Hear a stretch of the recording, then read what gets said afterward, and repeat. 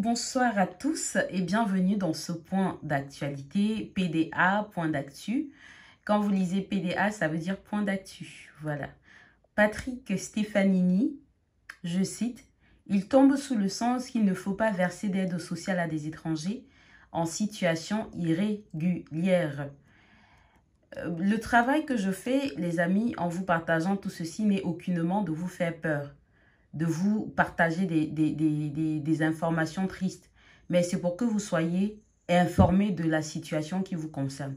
Le problème de la communauté noire en Europe, c'est l'ignorance. On est très peu concernés par ce qui nous... les sujets qui nous touchent, les sujets qui nous parlent. On n'est jamais là en fait.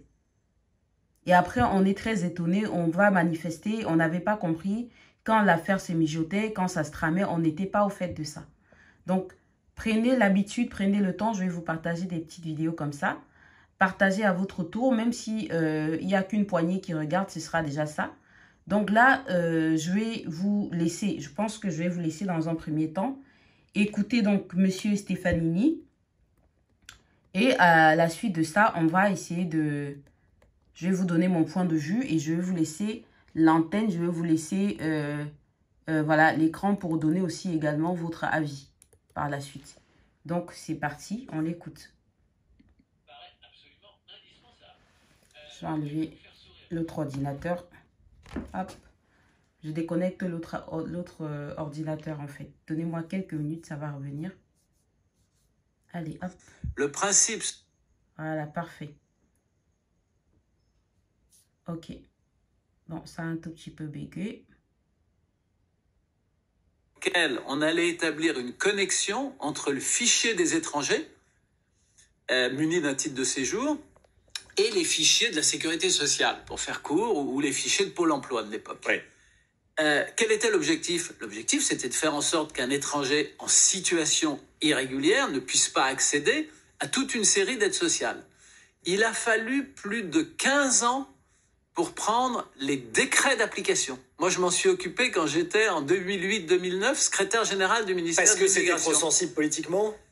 Parce qu'il y avait beaucoup de réticences dans les organismes sociaux pour coopérer avec le ministère de l'Intérieur. Il faut appeler un chat un chat. Oui, à l'époque, c'était mal perçu par le personnel et même par les dirigeants de ces organismes. Alors que c'est l'évidence. Enfin, je veux dire, il tombe sous le sens qu'un étranger en situation irrégulière... Visiblement, c'est pas l'évidence pour tout le monde. Non, mais il tombe sous le sens que un étranger en situation irrégulière, dont la situation a été examinée pendant longtemps, qui a pu faire l'objet d'un recours, s'il est au FPR avec une OQTF, c'est que son recours a été rejeté et que la mesure d'éloignement est applicable. On ne va pas verser des aides sociales à des étrangers en situation irrégulière. La seule aide sociale dont la loi prévoit le versement à des étrangers en situation irrégulière, c'est l'aide médicale d'État. Parce que la France est la France et qu'on ne laisse pas sur le bord du chemin sans soin un étranger, fût-il en situation irrégulière, dès lors qu'il est malade. Mais cette aide donne lieu, vous le savez, à des dérives. Et il y a un certain nombre de propositions pour en restreindre le champ d'application et au fond, pour qu'elle ne s'applique qu'aux soins urgents et aux maladies contagieuses. Mais pour le reste, les prestations sociales qui sont versées en France, qu'elles soient contributives ou non contributives, elles doivent être réservées à des personnes en situation régulière. Ah, c'est dur. C'est dur. Donc, je ne sais pas si c'est nécessaire de vous lire la suite. Désolée pour le petit couac là. À chaque fois, j'oublie de retirer de l'autre ordinateur. Vous savez, je suis au bureau, j'ai un autre ordinateur au bureau, donc les trucs sont branchés dessus. Le temps de débrancher et tout. Non mais Gérald Darmanin, c'est bis repetita. On a eu le Stade de France, c'est compliqué. C'est compliqué l'affaire.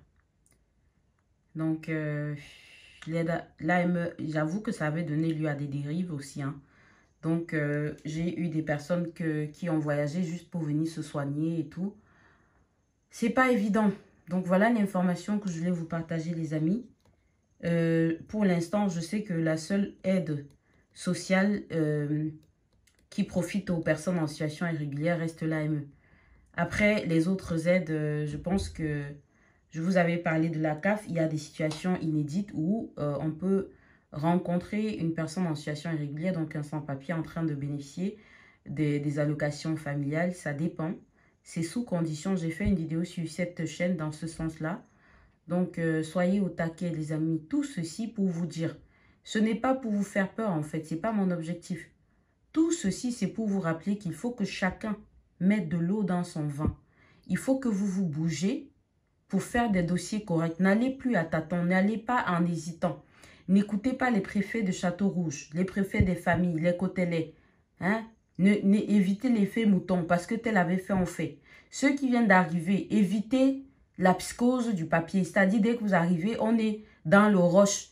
On cherche par tous les moyens à vous régulariser. On appelle tel, on demande à tel, est-ce qu'on fait comment? Alors que ce n'est absolument pas le moment. Il faut qu'on vous laisse souffler, qu'on vous laisse poser, vous reposer, voir déjà si vous-même, à titre personnel, vous souhaitez rester ou pas, en fait. Il y a beaucoup de personnes qui poussent les autres à se maintenir en situation irrégulière. Déjà que c'est sanctionné par la loi. Mais non, vous ne pouvez pas faire ça. Parce que derrière, quand les personnes souffrent, le martyr, vous n'êtes plus là. Quand ils sont dans les centres d'hébergement, qui subissent des choses, des violences avec les co-chambriers et tout ça, les co-hébergés, ce n'est pas évident. Ils sont tout seuls face à leurs problèmes. Donc, tout ceci, c'est pour vous inviter à la réflexion, vraiment. Essayez de prendre plus de hauteur sur tout ce que je vous dis. Vous pouvez comprendre, même ceux qui ne parlent pas français, faites l'effort de comprendre. Vous lisez entre les lignes pour comprendre ce que je vous explique à chaque fois. Si vous avez un souci, n'hésitez pas à me retrouver sur Instagram, Lady B officiel, Facebook, Lady Beauty Intellect, en cliquant sur le bouton WhatsApp de la page de Facebook pour me laisser le message. Mais en attendant, abonnez-vous, activez la cloche de notification et je vous dis à très bientôt. Au revoir.